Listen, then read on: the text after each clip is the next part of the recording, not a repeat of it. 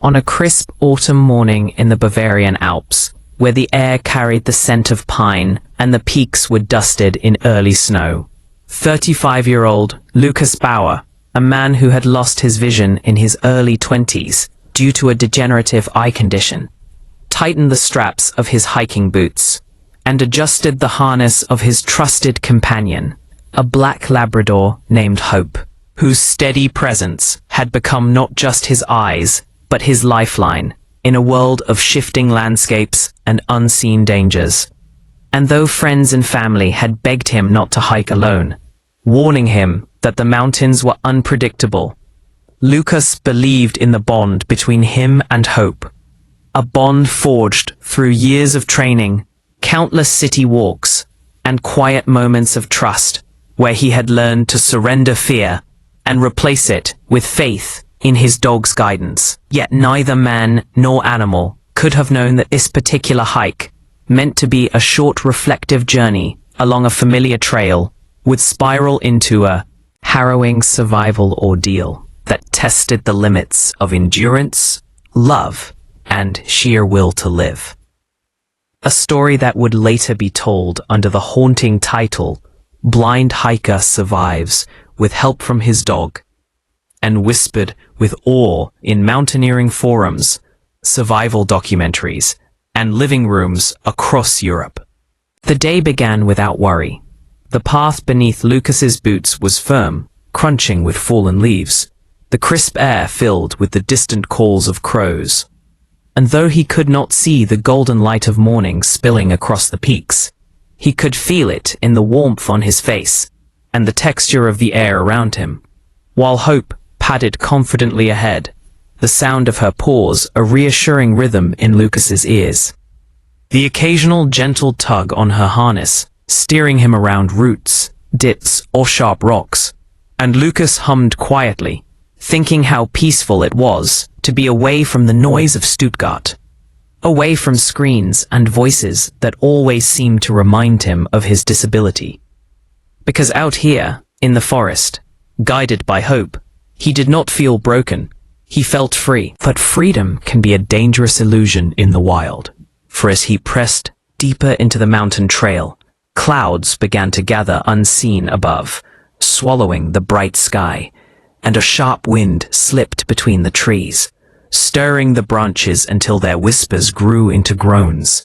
And though Lukas noticed the chill, he brushed it aside, telling himself it was nothing, that they would be back at the cabin before long. Yet the trail underfoot began to change subtly, sloping downward where he had expected it to climb, splitting in ways his memory did not recall. And though he paused, tightening his grip on Hope's harness, whispering for her to find the way, the dog hesitated, her ears twitching, as though even she sensed the forest had shifted. Trails disguised by fallen branches, scents muddied by the wind, and Lukas, unwilling to admit the fear prickling in his chest, pressed on. By midday, the storm descended in full, icy rain turning to sleet, the wind cutting like knives, and suddenly, the ground beneath them slick with mud and hidden stones. Lukas stumbling, catching himself, only because Hope stopped short to brace him, her body solid against his leg, barking low as though urging caution. But caution was useless when the path itself had vanished, washed into rivulets that trickled down unseen slopes, leaving Lukas and Hope wandering through a maze of sound and touch, blind not only to sight, but now to direction itself.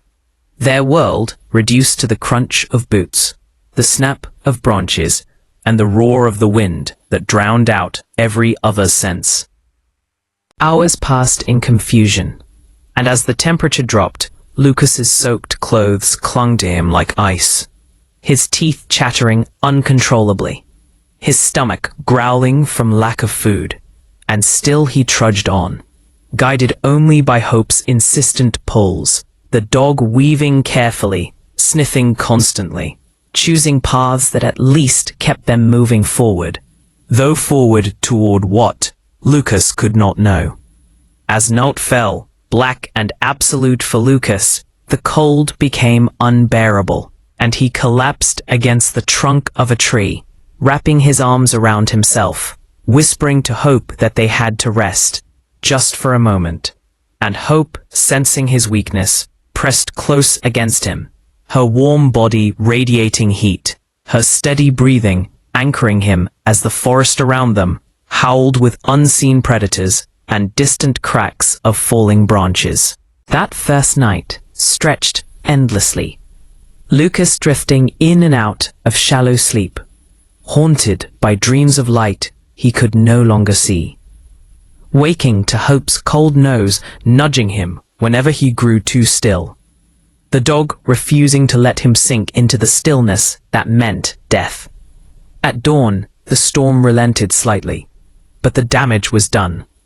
Lukas's fingers were numb, his lips cracked, and when he tried to stand, his legs trembled violently. Yet Hope tugged him onward, refusing to linger. And Lukas obeyed, staggering forward on blind faith alone. Hunger gnawed at him now. His last snacks gone, his throat raw from drinking freezing water scooped shakily from streams that Hope guided him toward, her paws splashing to draw his attention. And in those desperate hours, Lukas began to hallucinate, his mind conjuring voices of his mother calling, friends laughing, even flashes of light that he knew he could not see, illusions that tempted him to wander off course, to surrender.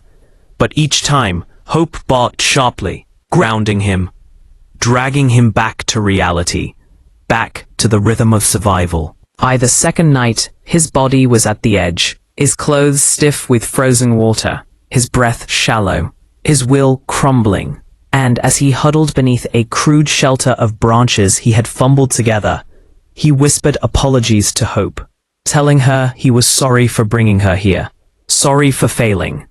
And yet, Hope only curled tighter against him, her chest rising and falling, her warmth like a shield, her loyalty unshaken.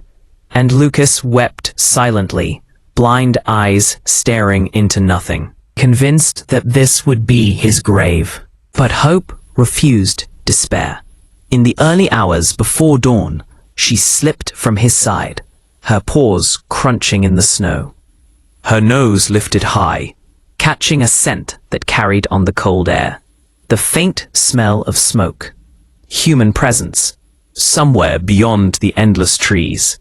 And she darted forward, barking furiously, her voice echoing through the forest, until Lukas, startled, struggled to his feet, calling her name, terrified of losing her.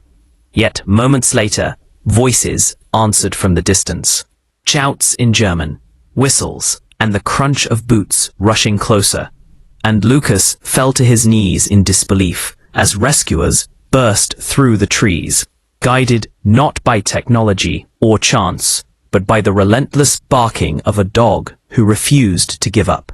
They found him shivering, barely conscious, Hope pressed against his side once more, refusing to leave him even as rescuers wrapped him in blankets, lifted him onto a stretcher, and carried him through the forest towards safety. In the hospital days later, as Lukas's body healed and warmth returned to his limbs, reporters gathered, eager to tell the story. Psychologists analyzed the resilience of the human spirit. Survival experts marveled at the dog's instincts. Yet Lukas said little, holding Hope close, whispering only that he owed her his life, that without her, he would never have seen another sunrise. And though he could not see her eyes, he felt her gaze steady and unbreakable, the gaze of a friend who had carried him through darkness deeper than blindness itself, a friend whose loyalty had turned certain death into survival. And so the tale spread, growing longer in every retelling, a modern legend of how a man without sight found hope in the form of a dog named Hope, proving to the world that even when vision fails, trust, love, and loyalty can light the way, and that sometimes the greatest rescues are not performed by ropes or helicopters, but by 4 paws, a beating heart, and an unyielding refusal to leave a friend behind.